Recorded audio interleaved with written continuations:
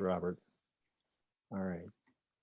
Greetings, everyone, and welcome to our next Social Chrysalis Roundtable. My name's Stephen Dynako. I'm the founder of Social Chrysalis, and just really grateful for all of you who are here today, and especially grateful for to Ian Morris, who's our guest again this month. We talked to Ian last month about his sound healing business called Listening to Smile, and Ian last time told us a lot about his personal story and how he came to do this, how he was led to produce sound healing music and some of the people he's working with. And in this discussion, which is part two, we're going to get a little bit deeper dive into some of the actual frequencies. And in particular, we're going to talk about chakra frequencies. And Ian's going to share with us how those apply or can be applied to anyone's healing needs. So Ian, it's good to have you back. Thanks so much for having me. I'm excited to be back again.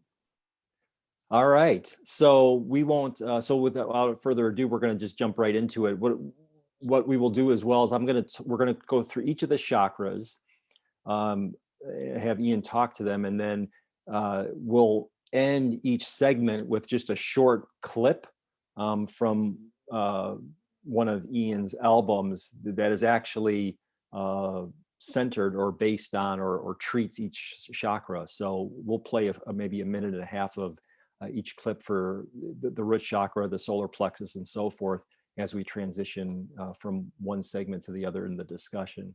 So with that, we'll start with the root chakra. And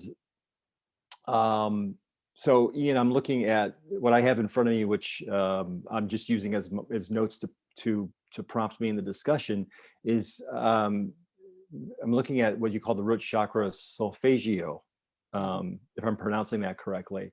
Yes. And for the root chakra, it's 396 hertz is what I see here in front of me. And do you want to talk about like what is the significance of that frequency and specifically how it can be helpful to people? Yeah. So it's interesting because there's a lot of different schools of thought on, what a chakra frequency is. There's in India, a lot of the chakra tones are based off of standard tune, music. The solfeggio, what we're doing is we're changing the tune of the actual instruments that we're working with. So we're working with A equals 444. So standard tune is A equals 440, and that's what a lot of pop music and traditional music is recorded in, is in standard tune.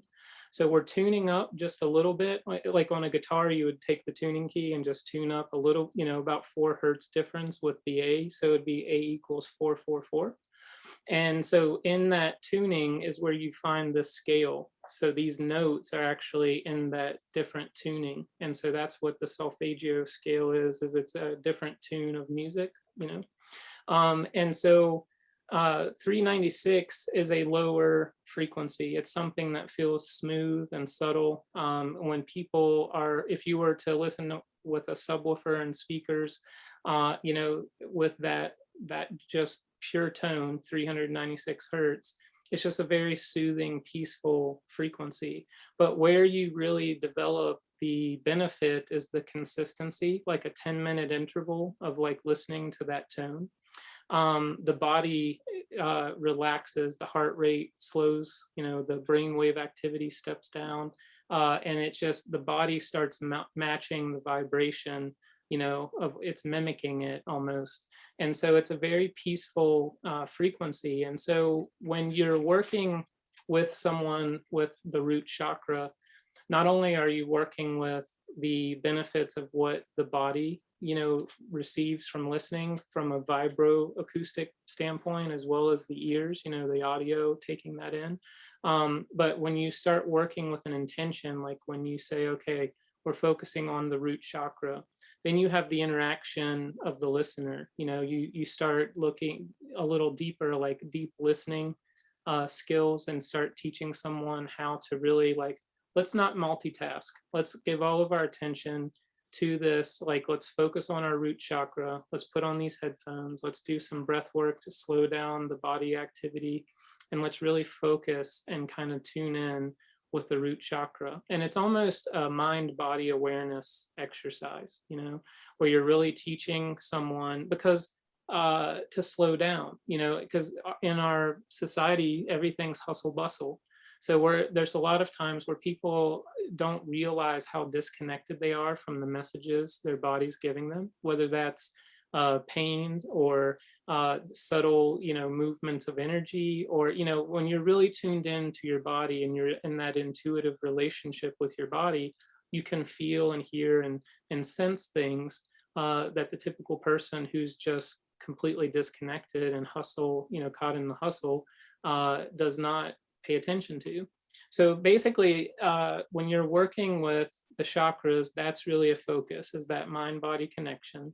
And so with the root chakra, you would really want to focus on that area, of your body. And it's, when you're sitting in a meditative position, you can just focus, on that part of your body from, the thigh there up to the, just below the waist there. And it's just a very powerful grounding frequency. It's something that people would use when they want to feel grounded. If there's like a lot of things that are moving in their life and they feel unstable, uncertain, the root chakra is a very, very powerful frequency for kind of resetting, recalibrating, getting grounded, and feeling a little more secure with your decision making. It's a really great frequency for that. And then is there any connection to any kind of physical ailment somebody might feel in that part of the body, and how the frequency could treat that? Yeah. So what I have seen personally, and then, versus what the textbooks will kind of list for issues with that chakra being out of alignment, is money, issues. A lot of people will talk about taking your power back, like becoming more decisive, and like what you're, wanting to achieve, and getting more grounded and feeling more strong and secure in your decision makings. A lot of times it'll talk about, wealth, money issues, are related to the root, and feeling supported and feeling, and those decisions and things like that. But yeah, there's the thing that's really interesting about this, chakras, is that everyone, like for me, the solar plexus 528, which we'll get to later, is something that, there's a lot of different things that are listed for issues with that chakra being out of balance. But one of the things that I found with me was migraines, where like I had migraines all the time, but when I listened to that solar plexus frequency, the 528, it really helped alleviate my headaches. So I feel like there's a lot of times where it's hard to pinpoint. You can give people a foundation, but it's like all of us have such a different environment, and different internal environments, through our thoughts and feelings and things that we're holding with our vibrations, that are very different. So it's interesting. It's almost like you're giving people a foundation, something to explore, but then you're also encouraging them to play jazz and to look at their body's response and intuitively connect with how they're resonating with each frequency. So it's something that is a process. And people say, well, how long will it take?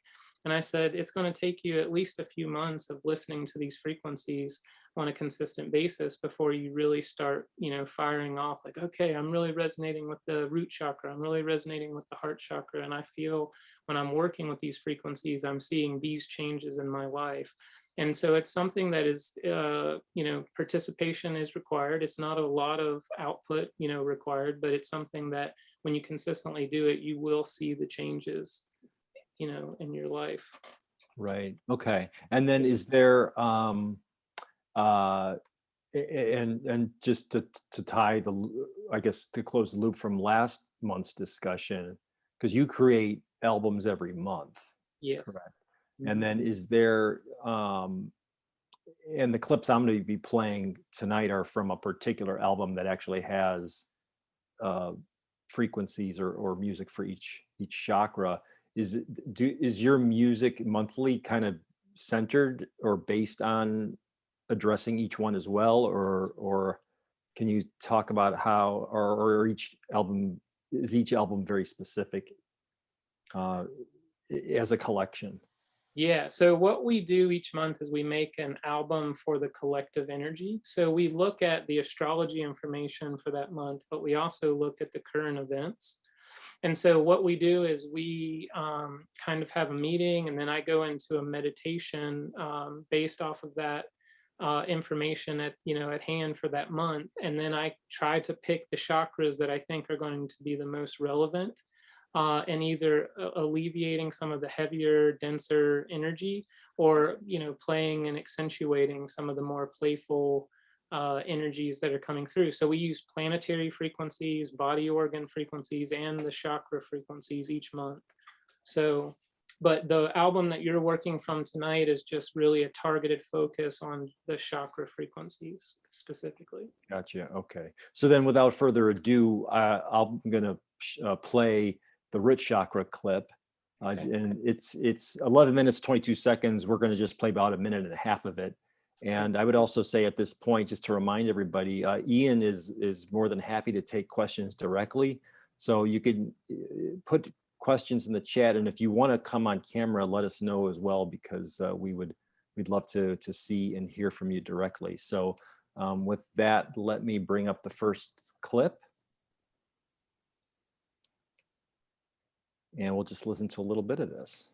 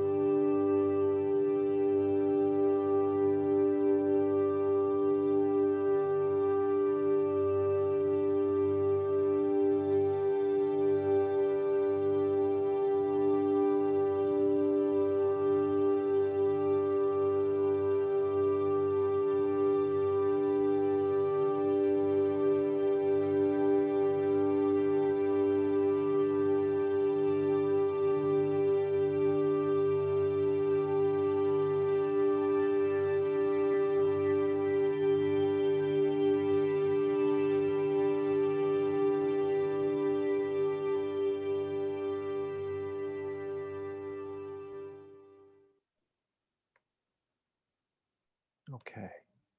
So that was about 2 minutes of an 11-minute clip. And Ian, just before we move on to the next chakra,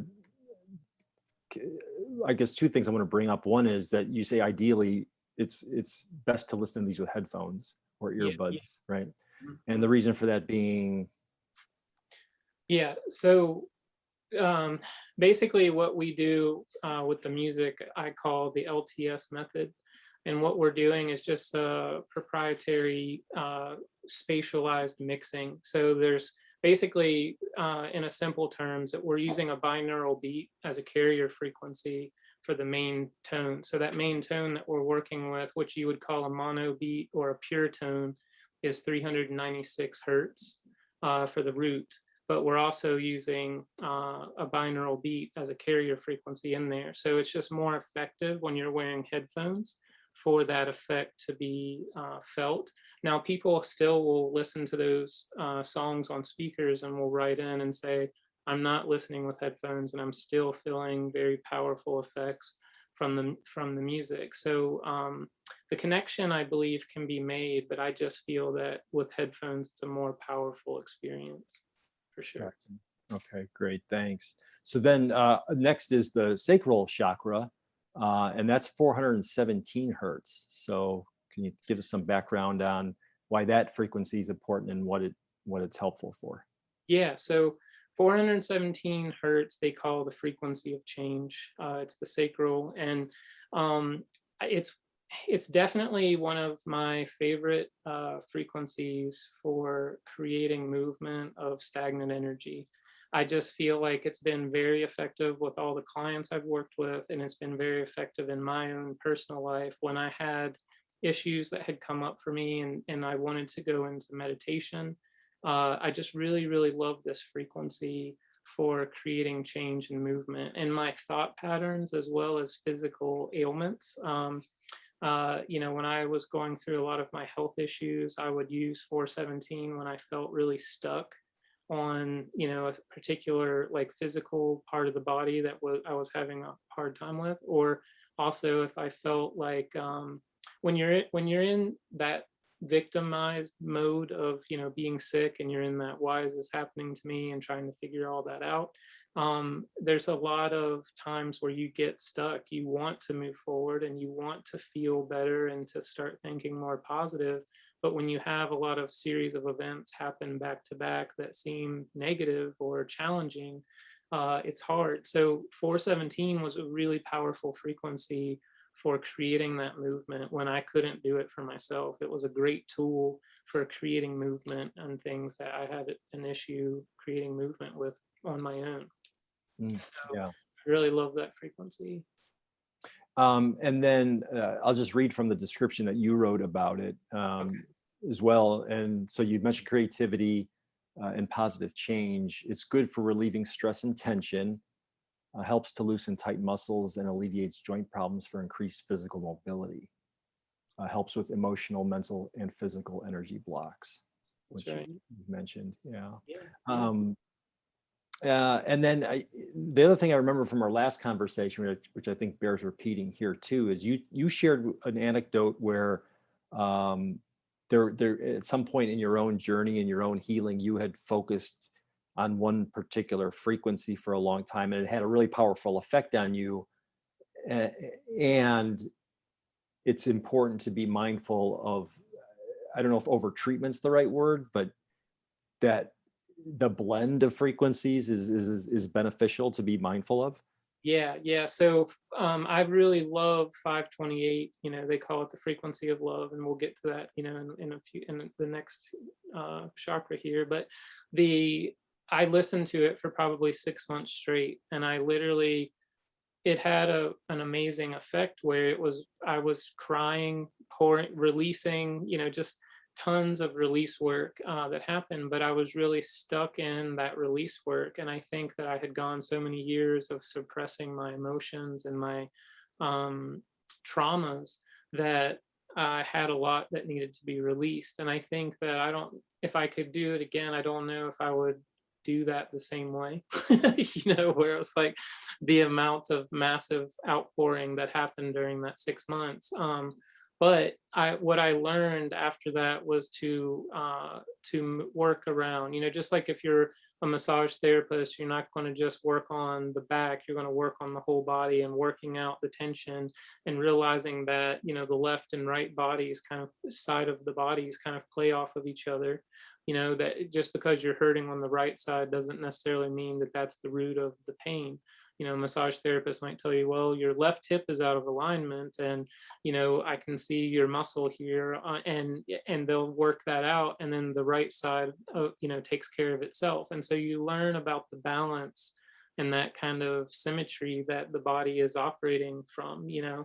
And so I started working in that same knowledge wheelhouse with the chakras and just kind of trying to create movement, by using a variety and consistently using a variety of the different tones instead of just focusing on one all the time. Gotcha. And then, and just a fundamental question about like 417 hertz is the chakral or the sacral chakra frequency. Is that something, was that something that you concluded, or is that actually kind of common knowledge among sound healers? And like, how do you determine which frequency exactly is the one for that chakra? Yeah, so there's a lot of different schools. So Jonathan Goldman's probably one of the most famous sound healers, and I believe that his chakra frequencies are based off of standard tune music. But then you have what we're working from, the solfeggio. You have Dr. Leonard Horowitz. Wrote two books. One of the books that's my favorite is called The Book of 528, where he talks about the discoveries of this, and they went back to the Gregorian chants and were looking at tunings and about some of the notes that were left, about healing with vocal toning and sound and this particular scale, the solfeggio. And so it was a lot of research, and in the last 25, 30 years, they have brought this information to the public, and it's something that's based off of their research. But yeah, it's hard because there's certain people that'll say, well, I don't resonate with the solfeggio, I resonate with Jonathan Goldman, or I resonate with the standard tune singing Himalayan singing bowls that are based off of standard tune music. And so it's something that I really express to people a lot, which is, this is one school of thought. See if this resonates with you. If it's something that doesn't resonate with you, explore some of the other like standard tune chakras. And now there's even A equals 432, and there's people developing chakra tones based off of A equals 432. So there's a lot of opportunities and tools out there to utilize with sound healing, and it's really about finding what resonates with the individual. Gotcha. Okay. Yeah. And then for the sacral chakra, what is the material world issue that might pop up for people? You mentioned money can be issues with the root chakra. What's the Right. one or two for this one? So what's interesting is most of the clients, and it's really interesting because you have kind of these root foundation issues that happen when you're out of alignment. But the biggest thing that I've seen with the sacral is, if you look between those chakras, which it is the sacral, the root, and the solar plexus, right? And the solar plexus is almost like an empowerment as well. Like there's little facets from each chakra. You can see there's like little facets, and I almost view it as like if you're viewing the energy coming from the crown down or from the root up. And the way that it would blend colors, like if you took a paintbrush and just took the colors, up straight up through the middle, you're going to have pieces of those chakras coming together at certain points in the transition of those colors. And so the sacral chakra, I feel like, is a very empowering kind of energy center, right? And so the sacral, for me, when I'm working with clients and the 417 has the biggest effect on them, what I'm seeing with almost all the way across the board with those clients is that they have felt a loss of power, not only in their decision making, but in their life. Like they feel like they're hopelessly just kind of going like a train on a track with no real decision power to make them, and they feel stuck. And so when I'm using that 417 hertz frequency with them, it's creating this movement of this stagnant energy. And I think it's just having someone there with them to encourage them, and realizing that it's okay to feel stuck. We all feel stuck. I feel stuck, and there's times I have to remind myself of that as well. But I see that as a really common theme with that chakra, with all the clients that I'm working with in person and online. It's the people who really are resonating, like, man, this is really resonating with me. It's creating power. I can feel this just in the first 2 times of listening.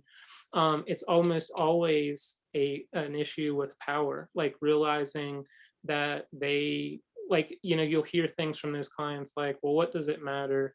You can't really make change, or this is the way the world is, or it's kind of that like stuck energy. And so that's what I see the biggest with the sacral chakra, is that stuckness, and just issues with decision and power, and it's kind of tied into the root, but it's also kind of tied into the solar plexus as well. But it's just something I've seen personally with my clients, is just that empowerment issue, taking that back. Yeah, gotcha. Okay, so with that, let's go ahead and play a little bit from that clip.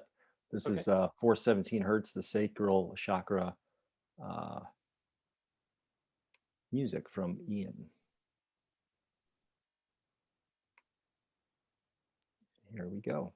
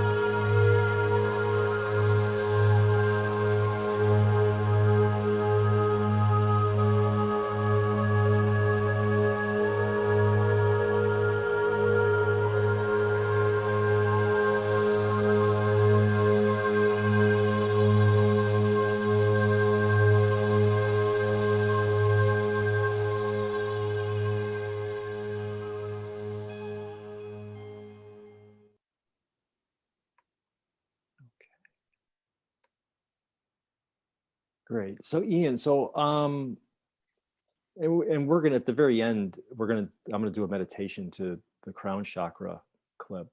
And these sound really powerful meditation. I mean, we did a meditation last month's discussion.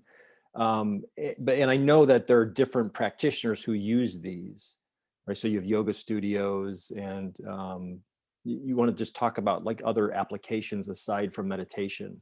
I would imagine people dance to them, for instance.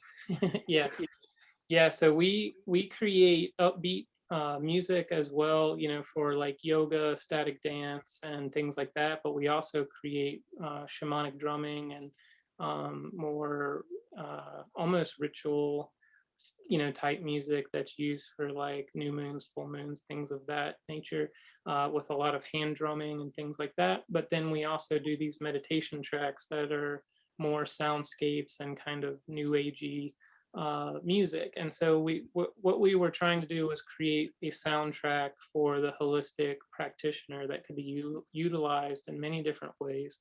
And so we started off with yoga studios, but we moved into like hypnotherapy, life coaching. We got into neuroscientists and psychologists, and just a lot of clinical based practitioners as well. And now we're moving into the celebrity network a little bit, and we're getting into the sports medicine realm as well. And so it's just by creating such a diverse catalog, it really lends itself in a lot of different ways to practitioners. But what we wanted to do was not only create a tool for the practitioner, but also create additional revenue streams where they could add extra income and even broaden the base of their clientele based on the different styles of music that we were offering and the different licensing opportunities that we had. Gotcha. Great. Yeah. All right. So then let's move on to the third chakra, the solar plexus chakra, which we've touched upon a little bit, but the frequency for the solar plexus is 528 hertz. So can you tell us Yes. a And little bit more so, about that? yeah, so that's the frequency of love. And i- it's probably the most famous out of the solfeggio, and probably in sound healing. 432 and 528 are probably the two most famous frequencies right now, on YouTube and out on in the internet and things like that. So it's a very powerful frequency. It's a note of C. It's a C note, and it's just above middle C. There on the piano, and it's very it's my favorite overall. It's definitely my favorite overall, and it's the one that I worked with the most. What we talked about, where I kind of overdid it. I liked it so much. It's like eating ice cream, and you love it, and you're like, oh, I'm sick of ice cream now. I ate too much, and it's too much. But yeah, I literally just dove into that frequency, and it was definitely one of my favorites. And it's just a very, very powerful frequency, and I think it's probably the most well known besides 432. Okay. And let's just read from your notes on this. You said it's the frequency of love. It brings about transformation and miracles in a person's life by restructuring the DNA back to its perfect state. It's very good for anxiety, pain relief, weight loss, and to reprogram the brain. So talk a little bit about the DNA piece of that. What does it mean to restructuring the DNA back to its perfect state?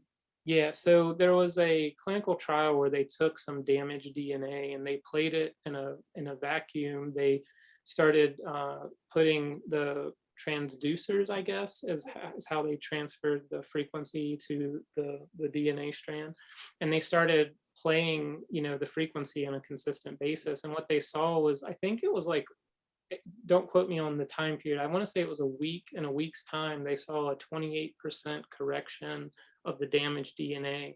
And so the same frequency was used in the Gulf when they had the oil spill.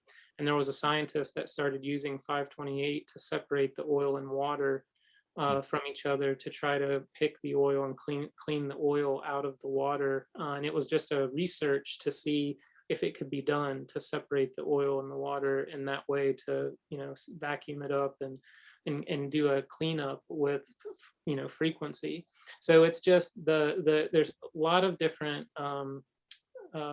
results that they got in these kind of trials that they wanted to see if they could replicate. And so the problem with these trials is that there's not a lot of funding, because the people who would have the money, or the pharmaceutical companies that have the interest, are not musicians, and they're not using sound. So it's not something like a pill that they can sell, to capitalize on. So there's not a lot of people that want to invest money, but I feel like in the next 5 to 10 years, you're going to see that change. There's more people it's becoming a new fad, like where yoga was on an explosive track, and it still is, but sound healing is doing that now. There's meditation studios opening up all over the country. Every yoga studio is doing doing sound events, whether that's sound baths or bringing in sound healers to work in their studios.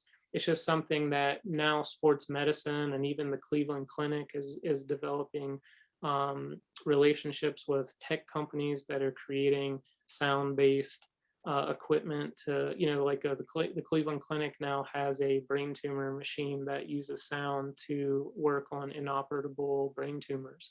So it's like, this is the future of medicine. Frequency is definitely the future in that. And so, yeah, so it's just something that's just really, really fascinating. Yeah. And then what would you say is like the material world issue that comes up for people with solar plexus? So personal identity, I know that the root and the sacral, we talked about power, but it definitely is, just the real personal power and the personal identity center of the body. It's a place that really, I think, like when you talk about the physical body, the core, that's what we're talking about here, is like, if your core is not strong, the rest of your body, like your back and your other muscles, are really pulling from that core to kind of have its foundational structure.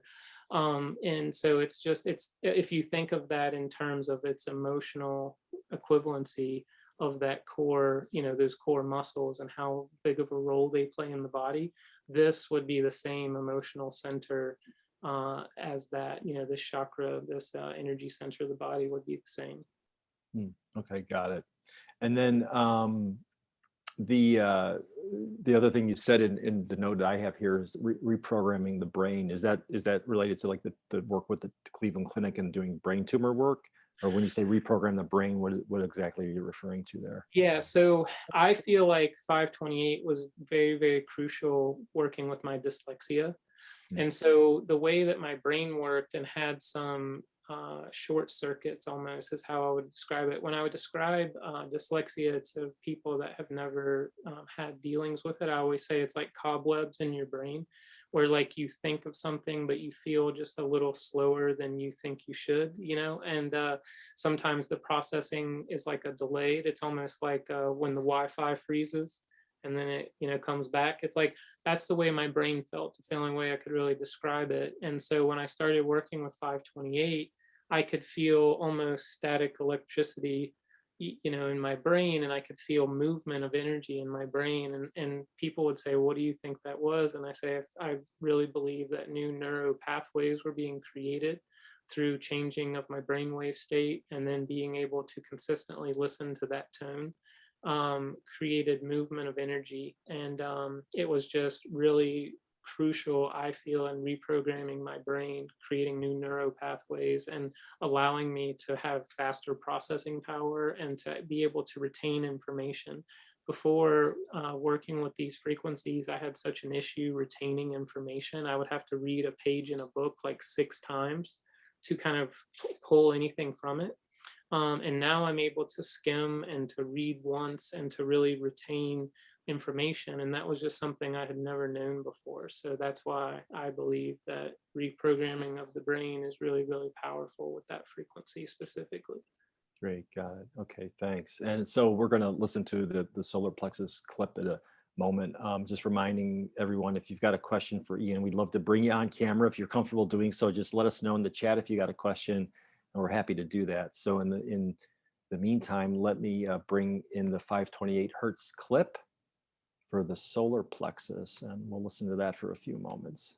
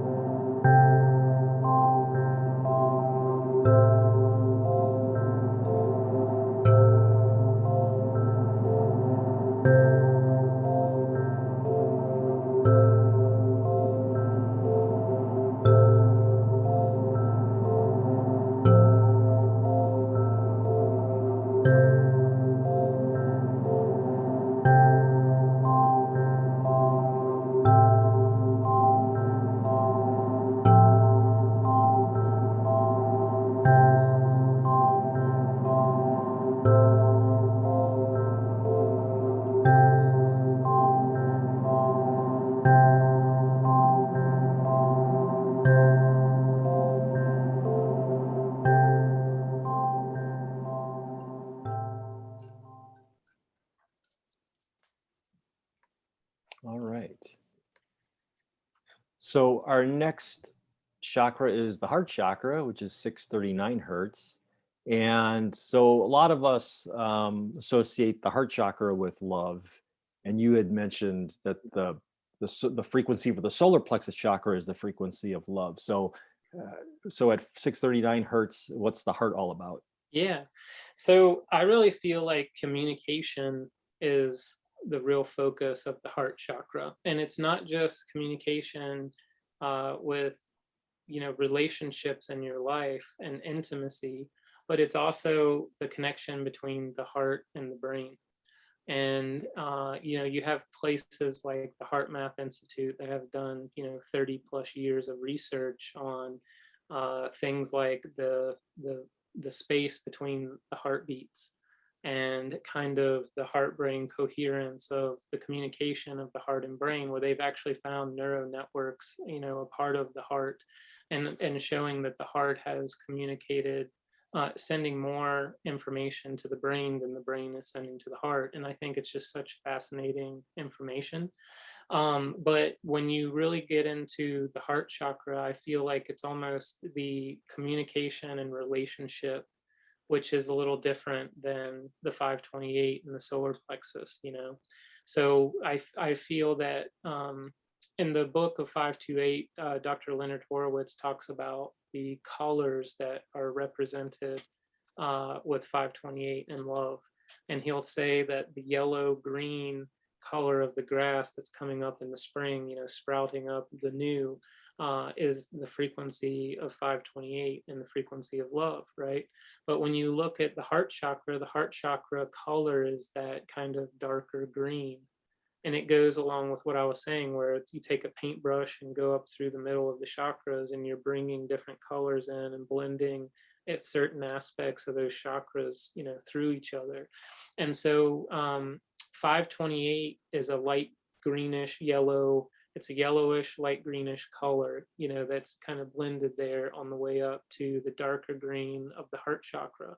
And so heart chakra at 639 hertz is just it's that sweet spot. It's not only the kind of midpoint of those chakras there for both the lower and the higher, the bridge, between the lower and the higher realms.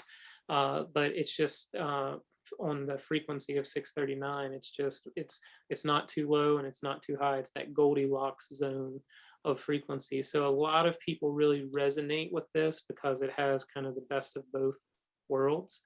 And so I just feel like the main focus is communication with relationships in mind, whether that's interpersonal or whether that's, the external environmental relations.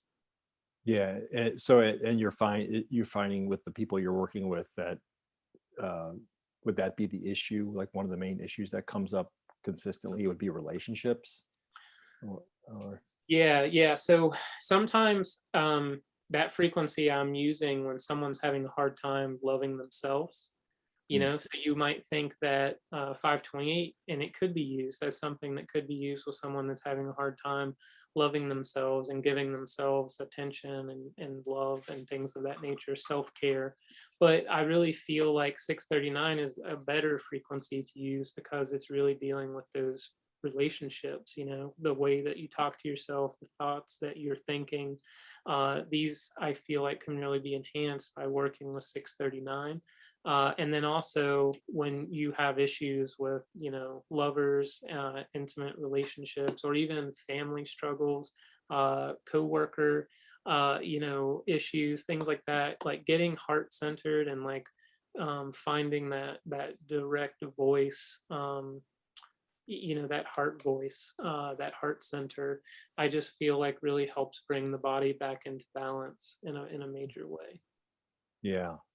And I would say, so maybe just to then maybe generalize that out more, because we're in this time in our world where things are very polarized and there's just a lot of division, very stark division between groups of people.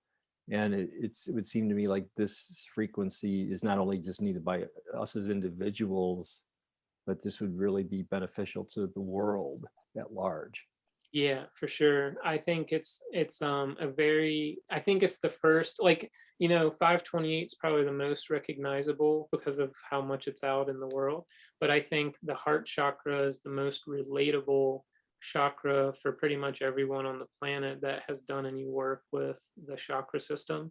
I think it's what people gravitate towards the most, because they feel a comfort or a security in working with that frequency. All right. So then let's go ahead and listen to that. Okay. That clip 639 hertz, the heart chakra. Mhm. And here we go.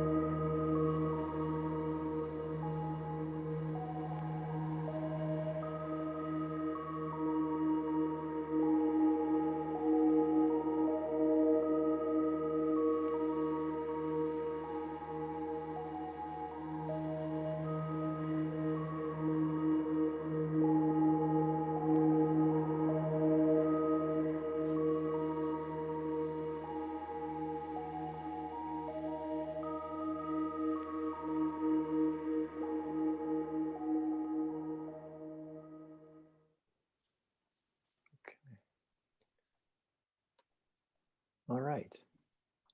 So then next we move on to the throat chakra, which is 741 hertz. Yes. So the throat chakra is, speaking your truth. There's a lot of people who want to be authentic and to voice their opinion, to stand up for themselves. This is the chakra that really works on that energy center of the body of stabilizing a person's opinion, standing up for themselves, those types of things. It's just a really, I've seen this frequency. I'll give you an example. I was working with a woman who had recently gone through a heartbreak, and we were working with the heart chakra. And in the middle of the session, we were working with the vibration table. So she was laying on a vibration table, and we were working with the heart chakra. And then she started coughing, and she had this coughing fit that came up.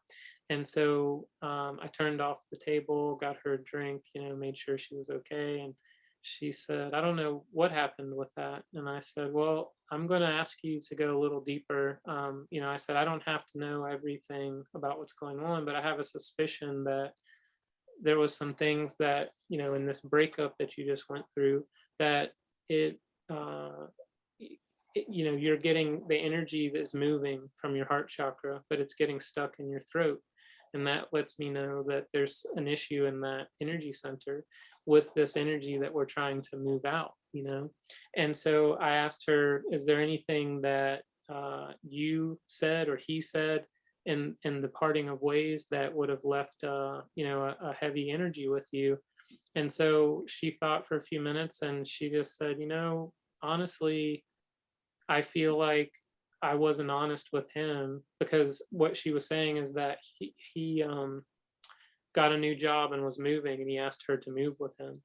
And they had been dating for almost 2 years, I think, at that time. And so she opted not to go because she was in fear of expressing her feelings or, voicing her concerns about why that might not be a good idea for her at the time, and instead just let him go. And so she was really living in regret and in anger with herself for not speaking up and letting her voice be heard.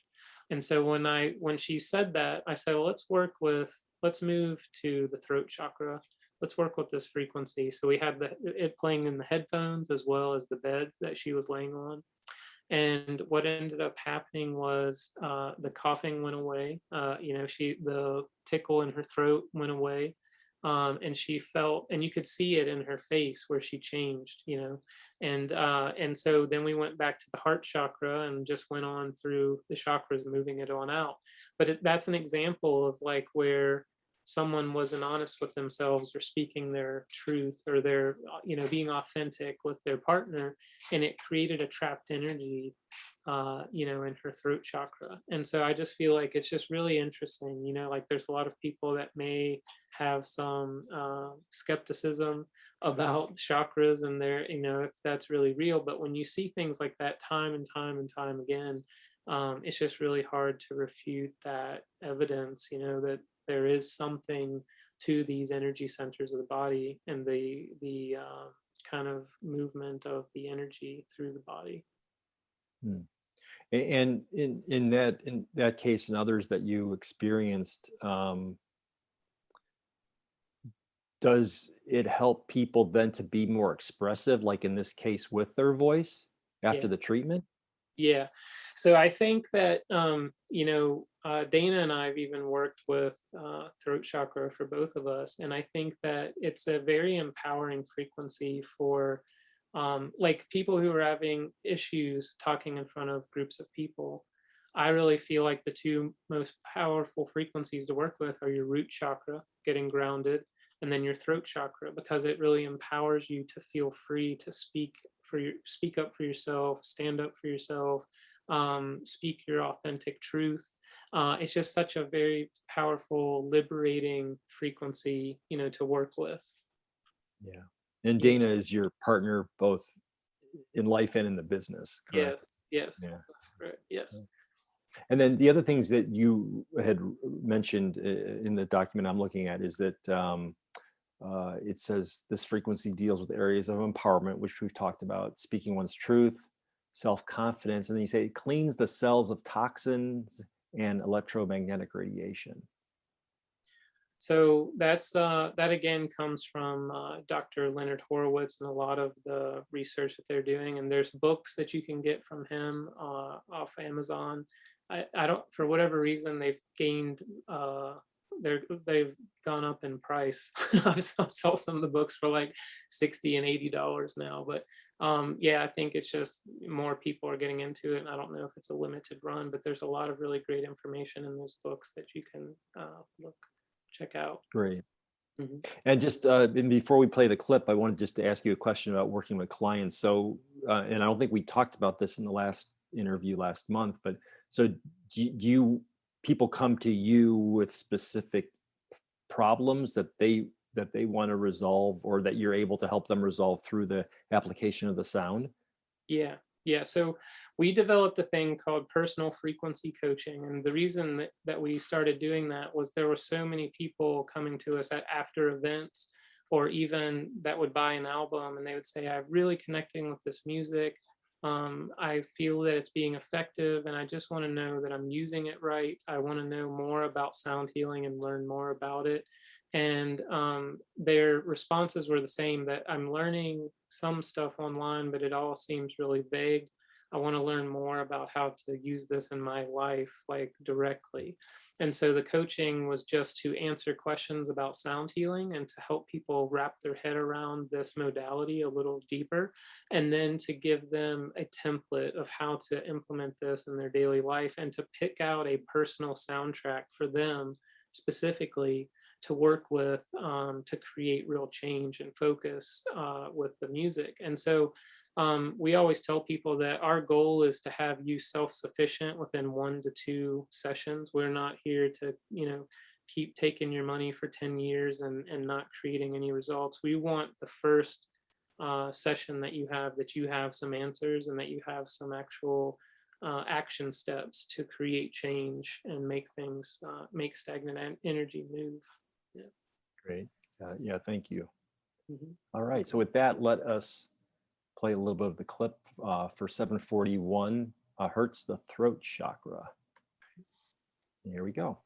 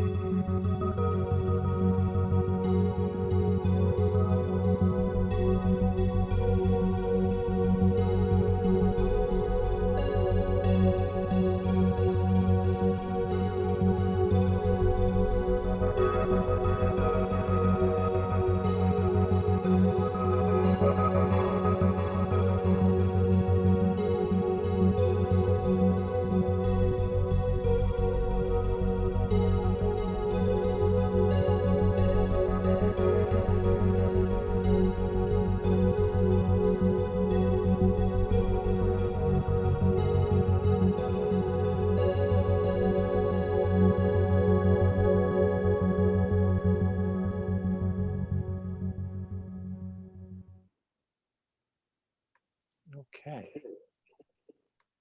So, Ian, is there, just curious if when you compose the music, and I know there's a lot of different factors that go into it, but as far as the length of each clip, do you compose and you just organically let the duration be what duration is, or is there any kind of science behind the length of each clip?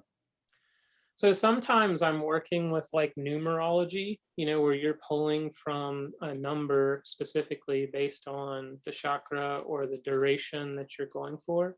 But a lot of times, it's so to answer your question, it's both. Like we're pulling from some things that we're doing for duration with like science, like how long we're wanting the listener to connect with the track.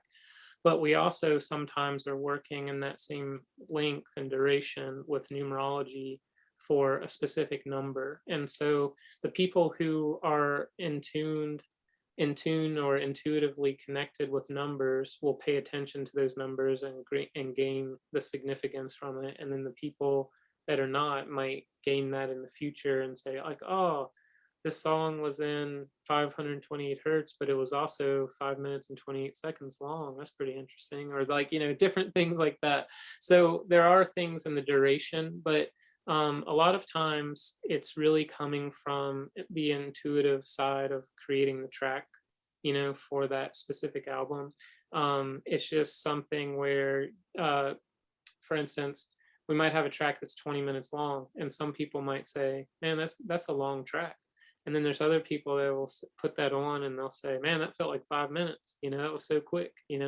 So I think that it really comes down to the person. And so we're trying to create a diversity in the track listings that are kind of, some of them are longer in duration to give you time to go deeper. And then some of them are short and sweet and kind of enough to be interesting and have you revisit and spend more time with it. Like if it's a shorter track, you might listen to it more often and want to spend more time with it because it doesn't feel like it's dragging out too long. So everyone's different. And so we try to create a space that everyone has something in the music each month. Gotcha. Yeah. And because you're selling albums, and that's what's available, and different practitioners are using them, the things are recorded. Do you ever do any of this live? Just curious. Yeah, so it's so funny. I always tell people that I'm like at the Beatles stage now, where I'm just the studio musician. but in the beginning, when I first was doing this, I was doing a lot of live events in person, and I was using didgeridoos and gongs and tuning forks and singing bowls and things like that. And then sometimes Native American flute and guitar and things, here and there. But it's definitely in the future. I would like to, and I think that it's coming, where we're going to do, concerts in a live environment with, basically musicians and the healing instruments as well as the tunings in the live environments. But I think that the jaded musician in me, which is basically, you go to the state of music, like what it's in, like when someone's playing at a coffee shop. I remember our band went on tour. We got hired by Starbucks to go tour all these Starbucks places. And our band had cello, violin. I played the yu-chin, which was a Chinese instrument from the lute family. And we had a guitar player. And so we just did acoustic and, world music type of things. And the regional manager ended up getting Starbucks to hire us, and we did like a Starbucks tour of all these Starbucks. And I remember a woman came up to us in the Starbucks and she said, "Hey, can you guys stop playing so I can listen to Nora Jones?"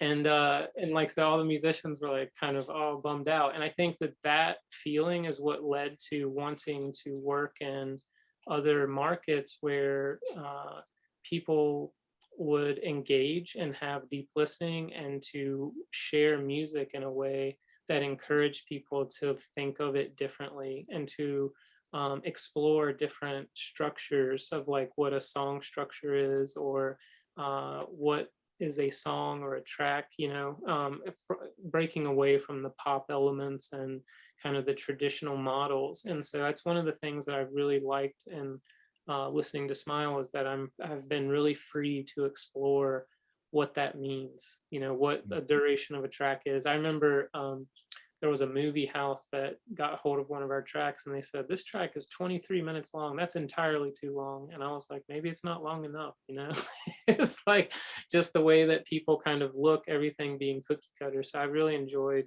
doing something a little different with listening to Smile. It's been a lot of Yeah. fun.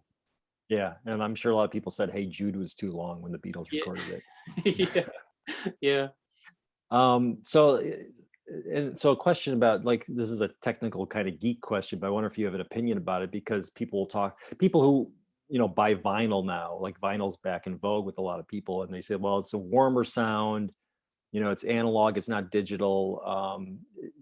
Do you have and your music, because you're selling it online so much, obviously that it's digitally recorded, but do you at all experiment with anything that's on tape or vinyl? And are you interested in that, or is there do you see any difference? Yeah. So I'm one of the few people in the world that still buys vinyl and CDs, and I prefer listening to those both. I enjoy. The reason is I was Dana and I were having a conversation the other day, and I was listening to REM Monster, the album.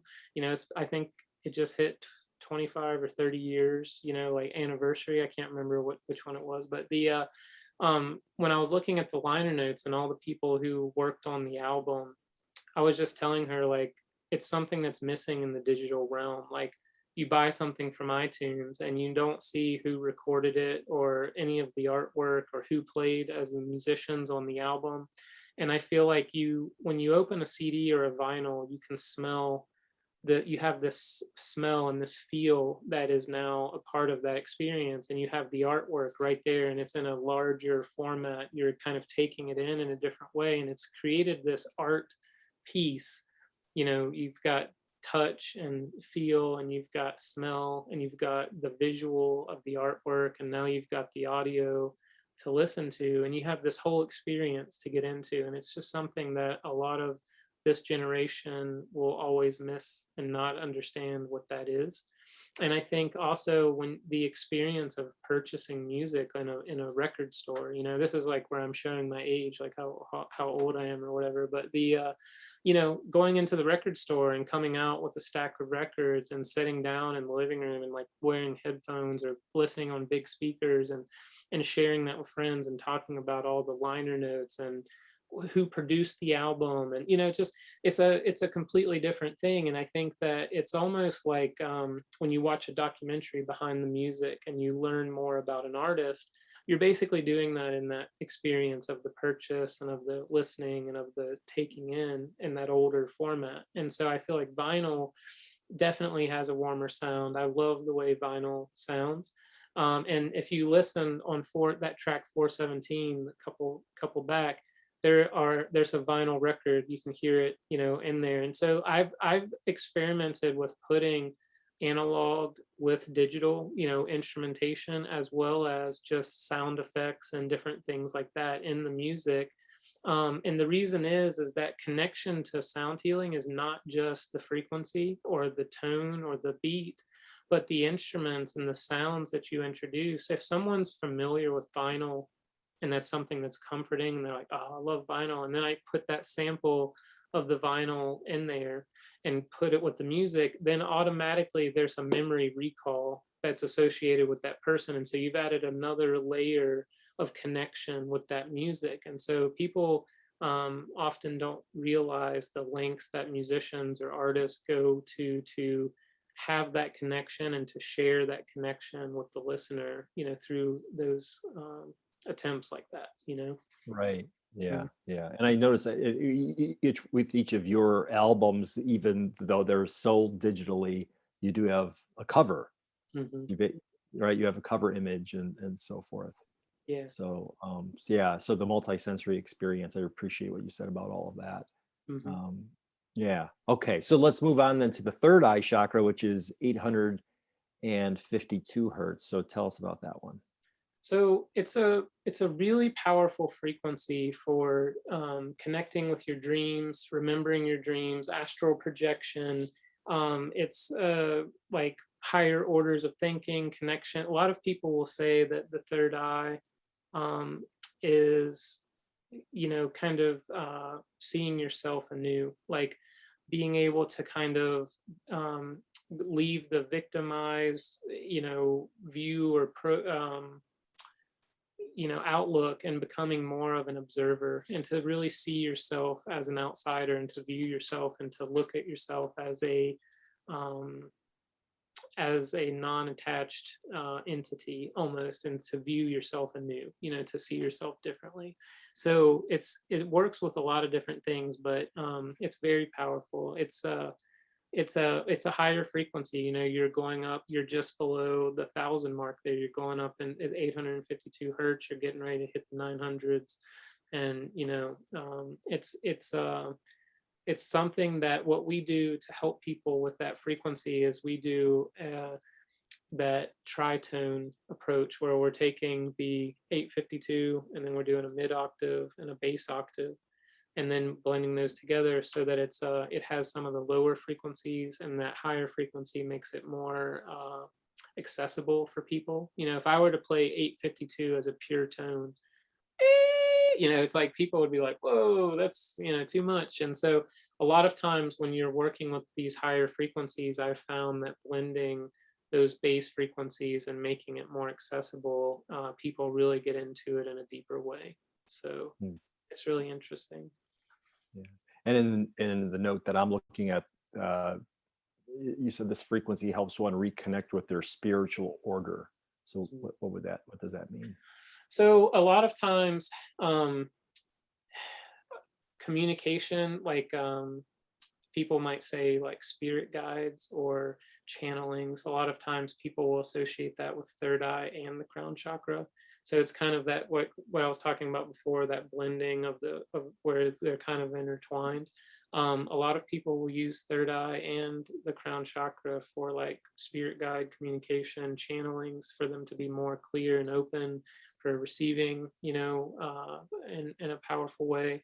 And so a lot of times that's what, like the spiritual or higher order of thinking is kind of like working with those realms, like the energetic realms outside of the material or physical realm. Got it. Okay, great. So then let us go listen to a few moments from that clip. This is 852 hertz for the third eye chakra.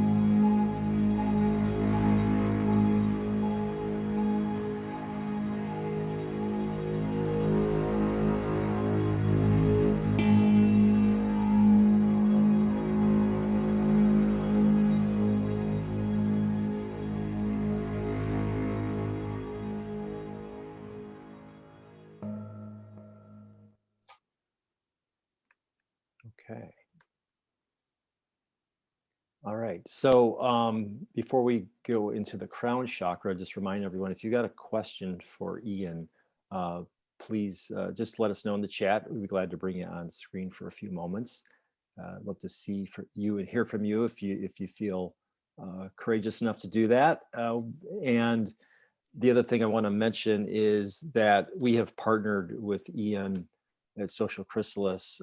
So if you're interested in the music, you can go to the URL that's in the chat right now on Bandcamp. And if you use the code SC Smile, you get a 40% discount. So we appreciate, Ian, your generosity in offering that to us, and invite you to check that out at your leisure. So with that, let's move to the crown chakra. So you mentioned 852 hertz was a high frequency up there. This one's higher at 963 for the crown chakra. So tell us about that one. Yeah, so 963 it's really interesting when you look at the number play between the root chakra, the heart chakra, and the crown chakra and the solfeggio. You have 396 hertz for the root, you've got 639 for the heart, and you've got 963 for the crown. And what's really interesting is Nikola Tesla was quoted saying that if you want to know the keys of the universe, look at 3, 6, and 9, of those numbers. And it's just such an interesting play of the pyramid between those three, the solfeggio there. So it's a very, very powerful, and it's one of the things that I love to work with people as an overall balancing, like basic balancing, is to create a track that has the root, heart, and crown. It's a very powerful, like fast, like reset, for people. And I just really, really love the crown. The crown, a lot of times people will deal with interdimensional realms, higher, like angelic realms, the energy of like channeling for specifically, but also getting clear. Like a lot of people who will say, I'm going in prayer, I'm going to do a meditation prayer, those kind of things. A lot of times people will work with the crown, chakra, because they're, basically asking for direction, communication, opening up communication to the higher realms, angelic realms, things of that nature. So it's a really powerful, and also people will use it energetically to release. It'll be like the last point, like giving it up to God or giving it up to universe or spirit. They'll move from the root all the way up through the crown and just try to create movement and give up whatever it is that. And then a lot of times people will do it in reverse. They'll bring in energy from the high and kind of ground it into the earth. And it's something like they're wanting to create a business. They want to create something like an art show is coming up, and they want to have a great turnout, and they want it to be positive for them. They're going to take a higher energy and ground it into the earth and make it so, as above, so below, that kind of mentality. So it's a gateway, chakra for me. I feel like it's something that people really are pulling in or giving up, through. So it's like the end channel in that bridge, I feel. So yeah. And is that the material world issue that one might address, where people are struggling giving up something? Well, it's I think it's like a lot of confusion. Like if you are talking with someone and they're out of balance in their crown chakra, they'll have what ends up happening is it can be both. Like I feel like the root and the crown. So someone that's in the ethereal, they'll sit here, like an artist, a creative person is a really great example of this. People that live in the ethereal, and they have these great ideas and these concepts, but none of them are coming to fruition. They're not completing anything. They're just talking about all the things that they want to do. It's like there's an issue between the root and the crown there, really taking these ideas from the crown and pulling them in and grounding them in and foundation in the material world and making something come to fruition. But it's like you'll hear like people that are out of alignment in the crown, it'll be very overactive. That's what I've seen in my client is just a very overactive imagination, ideas. They'll pop, pop, pop, pop, pop, got all these ideas, but nothing is moving for them. And they've got ideas for other people, but not really for themselves, taking that advice to, ground it in. And so that's what I've seen is people who are out of alignment have these very overactive, very powerful crown chakras, but it's not really being utilized in any way. It's kind of like just a storm up there, going awry. But that's what I've seen the most working with clients is when that's out of alignment. That's what's really, Mm. And then working with the frequency, then if I'm understanding you correctly, then if working with this frequency, it helps with the overall alignment of the crown chakra with the rest of them in the body. Yeah. So it's funny when I tried to explain this, there was a client who was asking me, I don't really realize understand chakras, and I said, everyone's going to have a different vocabulary definition of what this is, which the way the energy rotates, what it looks like, what the issues are when it's out of balance and things like that. But what I was telling her was basically uh, it's in my opinion, what it is like you have the storm like you see on the Doppler radar, and it's like spread out and it's all over the place, and it's just kind of coming towards land. But then whenever it's dying down and you see it starts becoming more compressed, it starts becoming more refined, and like it's more contained. And that's what I feel like these energy centers are when they're in balance, is a very subtle and smooth energy that is contained and in proper alignment. And when they're out, it's like they're branched out and they're widening, and they're just kind of blobs of energy on top of each other and creating chaos and even stagnant energy in cases in the body. Yeah. So helping with the flow of the energy among Yeah, all the the order and the flow of that energy is what I feel like the vibrations can help restore that order and flow. Gotcha. Yeah. Okay. All right. So there was one question in the chat that I'll just, and I think you spoke to this earlier, but if there's any other color you want to add to it, feel free. But it is from Laura. She asks, how were the frequencies established? And you mentioned some authors and researchers already. Is there anything else that you could want to say around that, or that you can? So I just had a conversation with another sound healer, and she was asking me, have there been research where people can take scientific measurements of chakras? And I was telling her that there's not a huge amount of data on this because the medical, like as we were talking earlier, they have no vested interest in the chakras, and they have no because they can't make money from it. There's no pill, to bring vibrational alignment to an energy center of the body for them. So they could care less if anything is discovered on that. And the amount that it costs for research to do these things, like we've been in talks with people, and just to have a conversation with some of these higher learning institutions, they want $10, $15, $20,000 just to sit down and have a conversation. That's not even taking on your idea.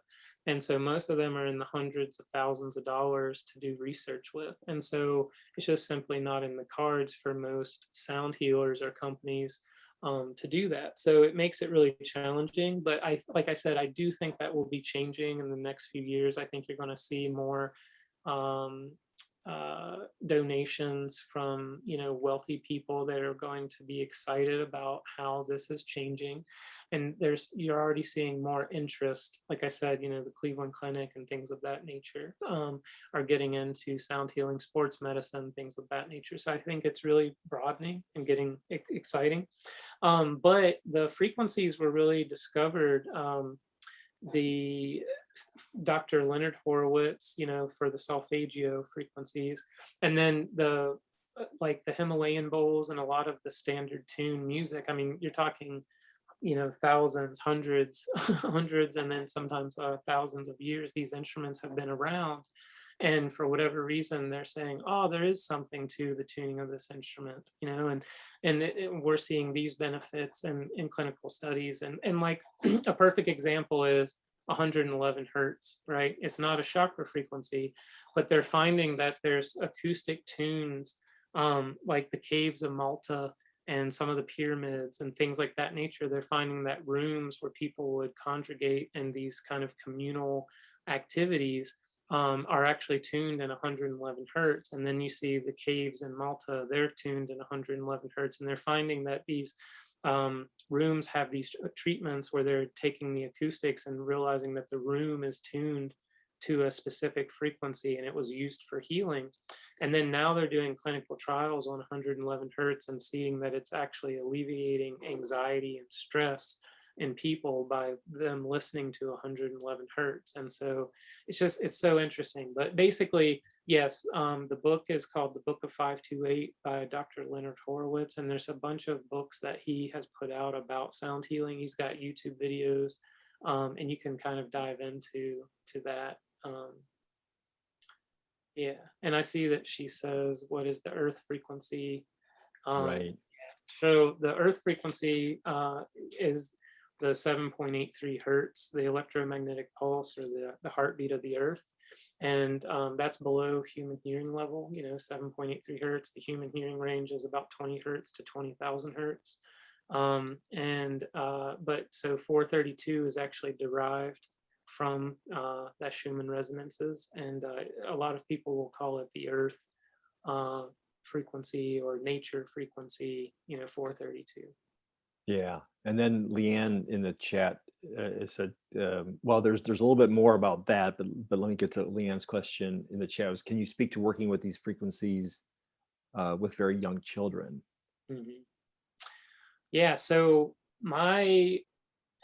the children that I've worked with without frequency, just music, what I would call music therapy.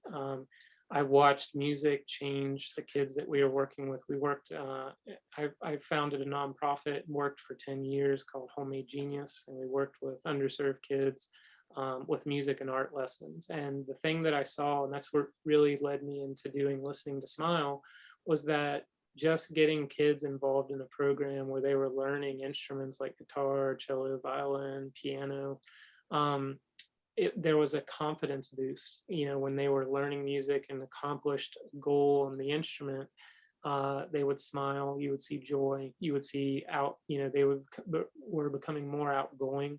And so you saw these personality changes. And when I saw that as a musician, I knew music was powerful, but I never had seen it really in that context before, where there was literally emotional changes happening in these children.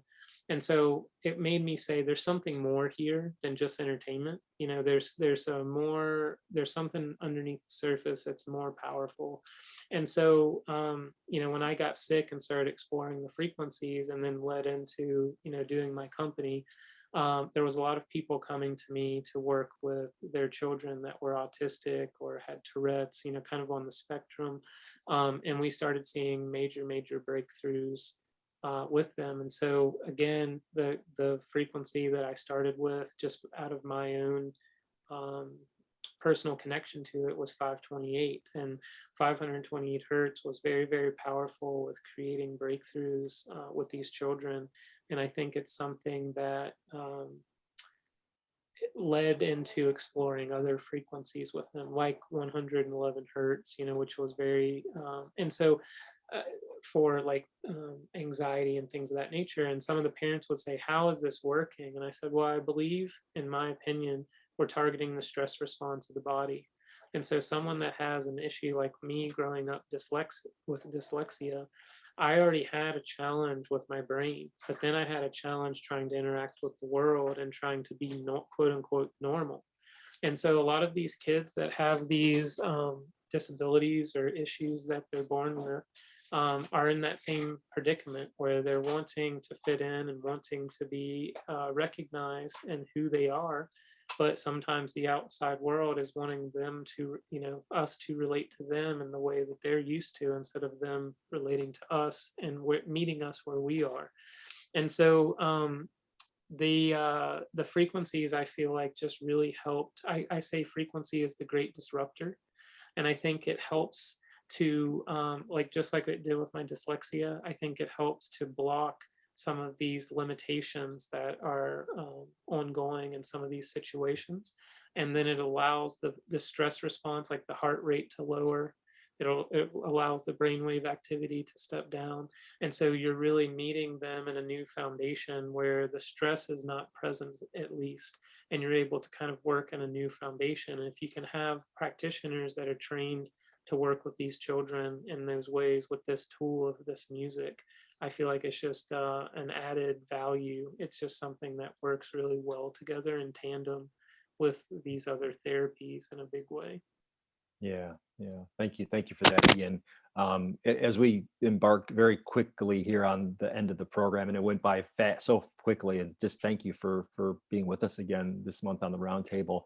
We're going to end with just a couple of minutes from the crown chakra clip that we have, and then I'll put in the chat again how you can find this music and get a discount on it by using the discount code SC Smile. So with that, let me bring up our last clip, which is 963 hertz for the crown chakra. And here we go.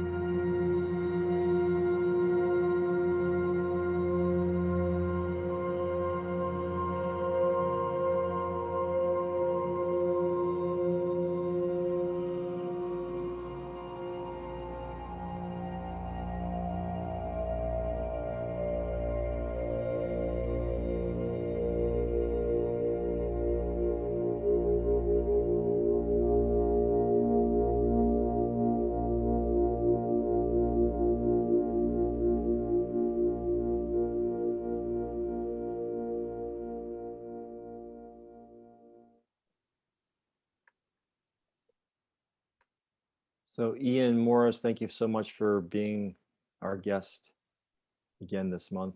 Ian's company is Listening to Smile. Thank you everyone who attended. We appreciate your presence and your questions and your interest. And that's going to wrap it up. The time went by very quickly, but Ian, it was jam-packed with information. So we really just appreciate your wisdom and all that you've brought to are bringing to this field to evolve the field of sound healings. Thanks. Yeah, thank you so much. Thank you so much. All right, so Ian, we'll keep in touch with you for sure. So Robert Novak, thank you for producing on the technical end, and also thanks to Marty Spiegelman, who handles the communications for the roundtables. So until next time, everyone, peace and blessings, and thank you so much.